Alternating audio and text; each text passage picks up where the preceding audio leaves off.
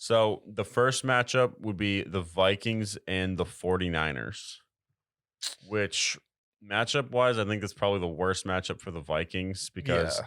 49ers, Kyle Shanahan, 49ers always outperform in the playoffs as well. Plus, they got Christian McCaffrey. Yeah. So they got a dynamic run game with Jimmy Garoppolo, who's a proven playoff performer, with Kirk Cousins, who, I mean, we love 1 o'clock Kirk, but do we love primetime Kirk? I don't know. No. So that's unfortunate. If they keep it at this point right now, the Vikings are going to be a first round exit. Yeah, and then we have at the third seed the Seattle Seahawks, which would be taking on the New York Giants. I think I would like the Seahawks in that game just because Geno Smith and Pete Carroll has that playoff savvy.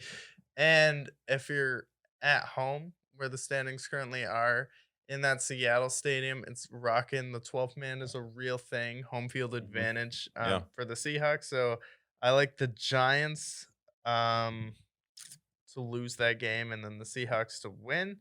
I do think, though, that the 49ers are going to leapfrog them and take the division lead.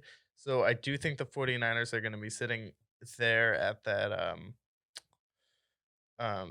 3 seed, so I think it might be more likely that we see the 49ers and the Seahawks face off, and then we'll talk about our teams in the hunt, but if they flip, I would like to see the Vikings take on the Giants at home, and then they would win that game.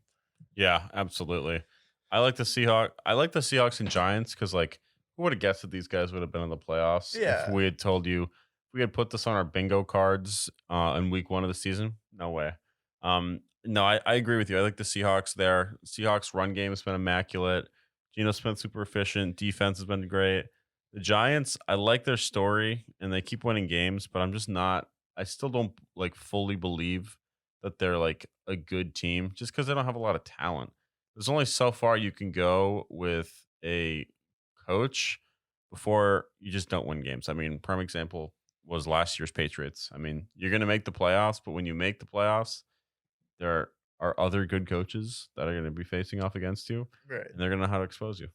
Yeah, and then we have the Bucks versus the Cowboys, and I think at this point, I know the Bucks beat the Cowboys in the first game, but we've just seen the Bucks fall off to such a point where it's like I feel like the Cowboys have to win that game. And if you don't win that game, we have some serious problems with Mike McCarthy. We have some serious problems with Dak Prescott and Kellen Moore in the offense. And I think that's what it would come down to. The Bucks defense dominating them. So it's like in that game, it's like 4-5. You're in Raymond James on the road. Still a tough game, but you have to win that.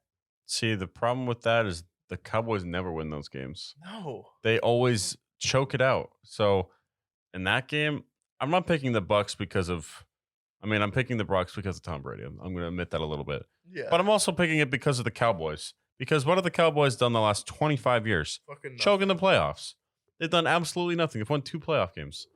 They have the worst playoff winning percentage in all of football. Yeah. So, And then we go to teams in the hunt, but honestly, I think the playoff teams in the NFC are going to stay the same. I really don't see a team coming out of nowhere to surprise you to take the wild card.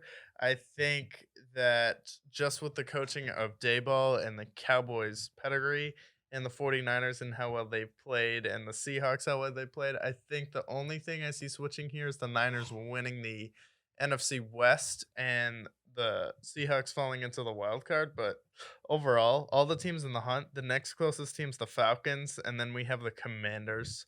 And I really don't see any of those teams making the playoffs. I like the seating the way it is now. I mean, I think the 49ers deserve the playoffs more than the Falcons. Yeah. I mean, the Falcons are a good story, but like, do I want to see Marcus Mariota in the playoffs or do I want to see Kyle Shanahan? Or do I want to see George Kittle, Debo Samuel, and Christian McCaffrey? I think that this is what's going to alter. I think the playoff seating that we see now, given, they're going to obviously shift a little bit, but I think that these teams are the playoff teams in the NFL.